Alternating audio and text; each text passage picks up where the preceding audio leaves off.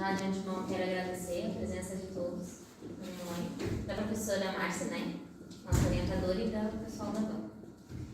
Bom, como a professora Márcia comentou, o meu trabalho fala então da reflexão docente do ato de educar para o pensar. Meu nome é Alê. O meu trabalho, então, ele teve como norteador 2 estágios. Um estágio no Centro de Educação Infantil Professor Marco Aurélio de Oliveira, que foi realizado no 5º semestre, onde o público-alvo, então, eram os alunos do jardim, e também o estágio do 6º semestre, onde foi realizado na Escola Mercedes de Viadão, com o público-alvo do 1º ano do ensino fundamental, dos anos iniciais. Então, o percurso metodológico foi a observação, a intervenção e a relação teórica e prática. Com isso, refletindo sobre os estágios, eu então trago a questão problema. Qual é a importância da reflexão docente da educação para o pensar? A minha reflexão levou a essa questão. O objetivo geral, então, é analisar a importância da reflexão docente na educação para o pensar. Trago como objetivos específicos, primeiramente, compreender o conceito da educação para o pensar, analisar, então, a atuação docente na educação para o pensar e propor formas para o docente na educação para o pensar. Primeiramente, para compreender a educação para o pensar, eu trago como norteador a base comum curricular, que nos diz, então, assim, num dos seus eixos, do eu, o outro e nós, sobre a educação infantil, que é na intervenção com os pares e com os adultos que as crianças vão constituindo um modo próprio de agir, sentir e de pensar. E vão descobrindo que existem outros modos de vida, pessoas diferentes e com outros pontos de vista, conforme vivem suas primeiras experiências sociais, na família, na instituição escolar e na coletividade. Constrói percepções e questionamentos sobre si e sobre os outros, diferenciando-se e simultaneamente identificando-se como seres individuais e sociais, ao mesmo tempo que participem de relações sociais e de cuidados pessoais. As crianças constroem na sua autonomia e senso de autocuidado e reciprocidade e interdependência com o meio. Então, o que eu consigo entender a partir disso? É que é com a interação com o coletivo, não só com a família, mas com a educação, que a criança começa a pensar, a sentir, a expressar os seus sentimentos e pensamentos. Começa a desenvolver as suas questões, aquela grande fase do por que isso, por que aquilo, começa a questionar muito. É a fase onde que se desenvolve a fantasia, é na educação infantil. Pode passar. E como continuidade, então, vem a etapa do ensino fundamental, onde, ao meu ver, e com base na BNCC, o ensino fundamental de anos iniciais, ao valorizar as situações lúdicas de aprendizagem, aponta para a necessária articulação com as experiências vivenciadas na educação infantil. Ou seja, para mim, é um choque muito grande o aluno sair da educação infantil e vir para os anos iniciais. É uma diferença muito grande se não houver essa ludicidade para o desenvolvimento dele, da criança. Nessa etapa, não necessariamente, principalmente no 1º ano, que foi com base no meu estágio, não necessariamente ele precisa aprender a ler e a escrever, mas ele precisa desenvolver, adquirir a capacidade para distinguir o desenho de escrita, elaborar possibilidades sobre a quantidade e a distribuição de letras, ou seja, ele prepara e apresenta as bases dos futuros conteúdos que estão por vir. Aqui eu trago uma foto do meu 1º estágio, onde, a princípio, ele não era esse o tema de educar para o pensar, não era esse o objetivo, mas olhando com base nos estudos e nas teorias que eu fui adquirindo, a filosofia para a criança, defendida pelos autores como Lippmann, Sharp, Oscarion, Cohan, entre outros, ele tem como objetivo aguçar a curiosidade busca de uma reflexão das suas futuras ações, das suas ações. Então, hoje, analisando a atividade que foi realizada no quinto semestre, eu vejo como que a criança ali naquele circuito, ele parou para refletir sobre sua próxima ação. Olha quão importante foi ele parar e refletir, onde eu vou colocar o meu pé? Ele parou e pensou. Então, o docente, como mediador, ele tem que ter essa análise de instigar o aluno a pensar, a refletir. É aí que desenvolve a capacidade de crescer. Ela acaba sendo ampliada. Aqui outra atividade que eu trago, segundo o Merizon, ele diz que as crianças aprendem, né? Na verdade, as pessoas aprendem, os indivíduos, com as suas experiências. Então, olhando para uma das atividades feitas no sexto período, eu trouxe um quebra-cabeça onde tinham figuras que eles já conheciam, só que de formas de quebra-cabeças, e embaixo as letrinhas que rimavam, as palavras que rimavam dentro daquele quebra-cabeça, com experiências, com figuras que eles já tinham visto, né?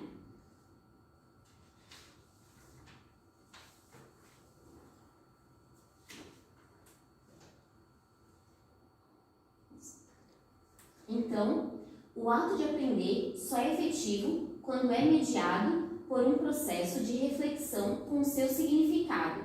Dessa forma, uma pessoa aprende quando é capaz de refletir sobre suas ações e reorganizá-las. Ele falou isso. E assim como nós, como mediadores, temos que desenvolver ou instigar o desenvolvimento da capacidade do aluno de pensar, será que nós estamos, como docentes, refletindo sobre as nossas ações com base nos educandos?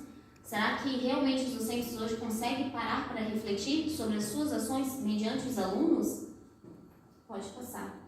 Então, com essa pergunta, eu trago o pensamento de Kolbe, onde ele tem um processo de aprendizagem, um sistema, um ciclo de aprendizagem. Segundo a teoria dele, a aprendizagem é um processo que ocorre por onde o conhecimento é criado através da transformação e da experiência, sendo continuamente criado e recriado. Ou seja, aqui, lá no início do ciclo, tem a experiência concreta, a ação que está desenvolvida. Eu posso colocar como exemplo a minha primeira atividade que foi feita como circuito na educação infantil. Ali teve-se uma experiência, teve uma ação. Hoje eu observo e reflito sobre aquilo, mas como um docente na área da sua atuação, ele para e reflete: será que eu consegui atingir os objetivos que eu desejava? Será que os alunos conseguiram desenvolver o que eu gostaria? Na sua reflexão, a partir da sua reflexão e da sua observação, ele começa a conceitualizar, ele começa a concluir: não, eu poderia fazer e aplicar de uma forma diferente a atividade. Na sua nova aplicação, ele começa, a partir dessa reflexão, ele começa a pesquisar, então, novas possibilidades, novas estratégias. Aí cria-se, então, uma experimentação ativa, onde ele começa a planejar, para então, novamente, criar uma outra experiência. E assim, vai se formando o ciclo da aprendizagem. Então, para planejar, é preciso estabelecer o que, por quê, para quê, quando, como, onde, para quem, com quem. Ou seja, devemos diagnosticar a situação atual, estabelecer objetivos a serem alcançados, metas e estratégias de ação para se chegar ao que se pretende atingir. Inserir instrumentos e critérios de avaliação individual e coletiva, além de autoavaliação da capacidade profissional e construir cronograma de atividades com flexibilidade, numa atitude constante de ação, reflexão e ação. Então, a partir do planejamento, nós agimos, refletimos sobre a nossa ação e formamos uma nova ação.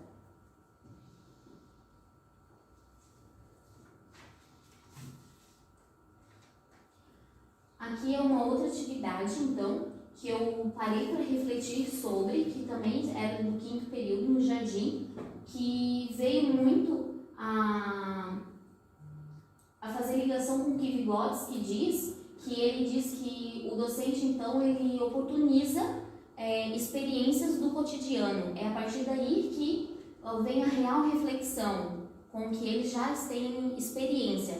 Então, ali é uma atividade, uma produção de um bolo, ou de uma atividade que seria comum, porque eles já veem a mãe, muito provavelmente, fazendo o bolo no seu cotidiano. Eles começam, então, a indagar, a perguntar que foi o caso, né? Hoje eu consigo refletir sobre isso, o como eles refletiram. Por que tem que colocar mais um ovo? Por que ele tem que... Como que o bolo cresce? É a partir dessas atividades cotidianas que normalmente talvez eles não pensariam, mas com essa oportunidade é criada essa reflexão.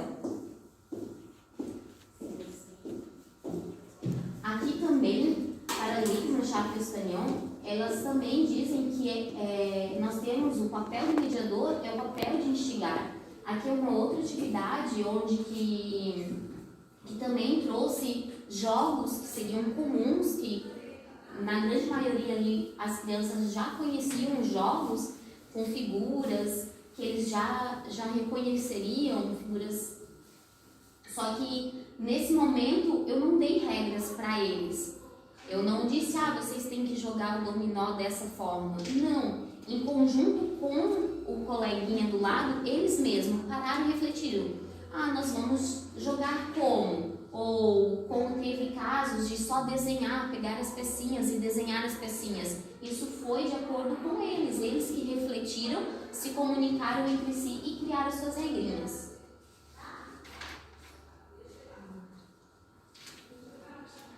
Então, sintetizando agora a importância de olhar para a criança como um ser que precisa ser amado, mas também respeitado.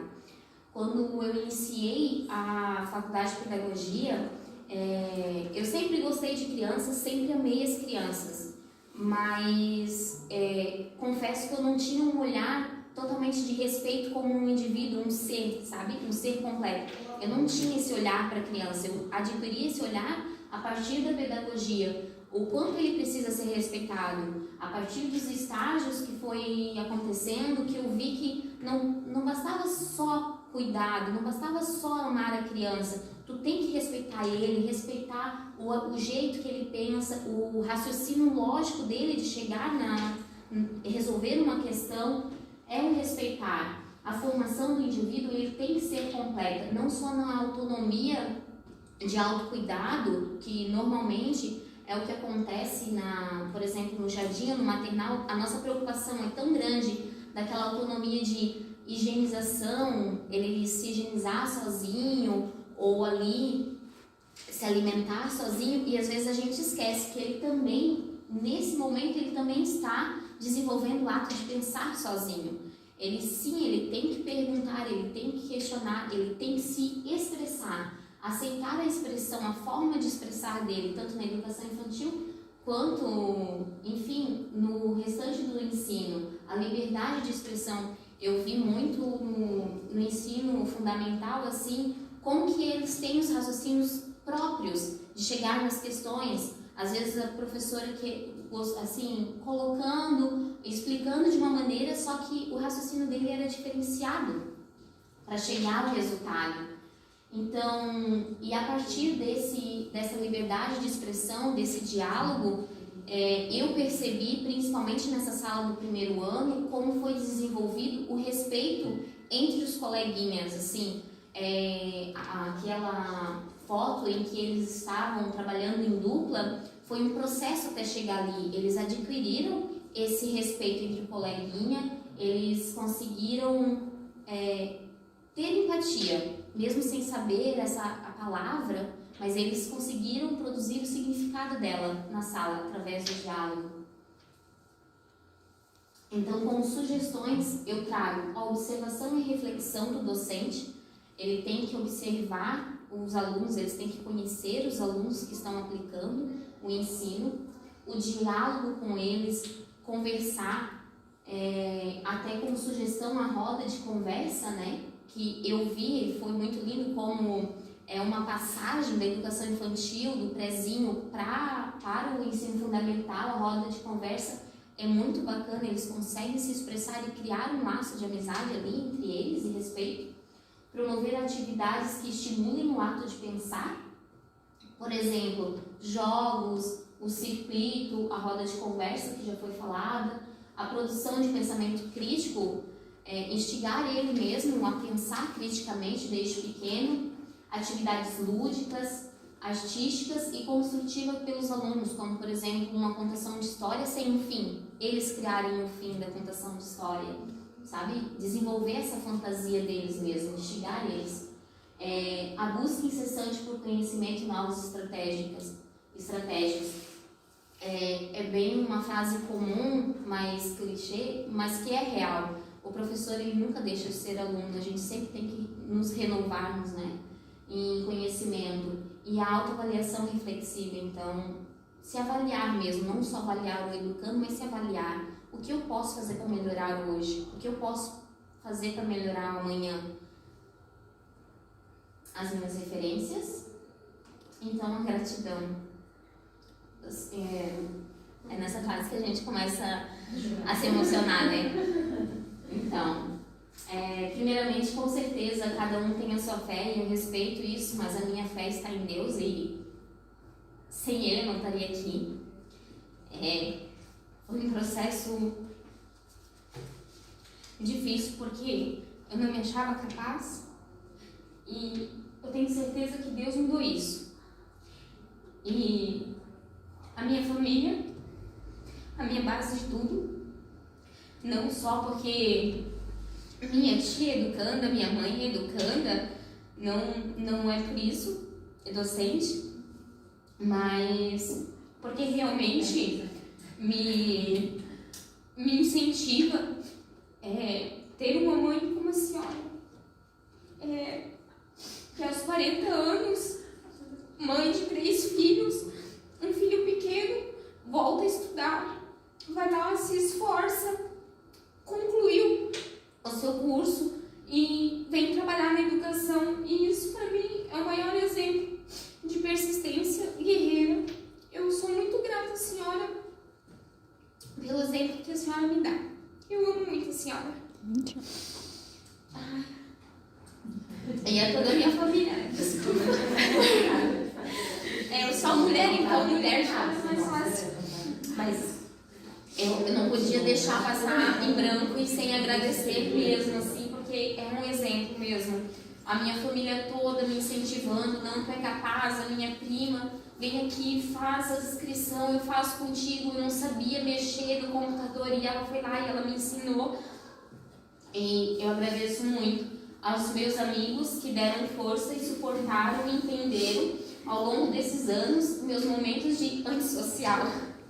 Aqueles momentos que, vamos sair? Não vou, né? E os amigos, eles compreenderam momentos de estresse. A minha colega agora desse último semestre mesmo, na parte do TCC, então eu sou grata a todos os meus amigos. E entre amigos e colegas de turma, eu não podia deixar de citar a Maiara, que foi uma das pessoas que me ensinou muita coisa e que até acho que quase todos os trabalhos estávamos eu e ela.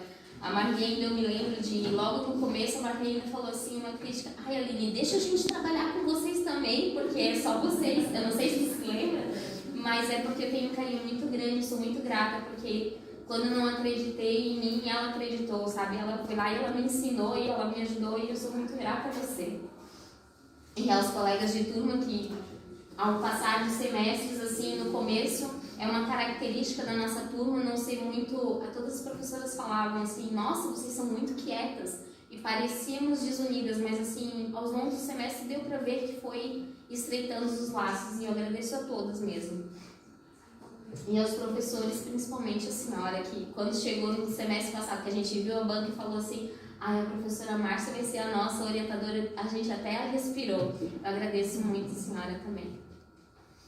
Mas só mais um. Só para terminar, então, eu trago essa frase de Lippmann, Schaff e Estanião. O que é discutível é se o pensar pode ser ensinado, mas não há dúvida de que pode ser encorajado.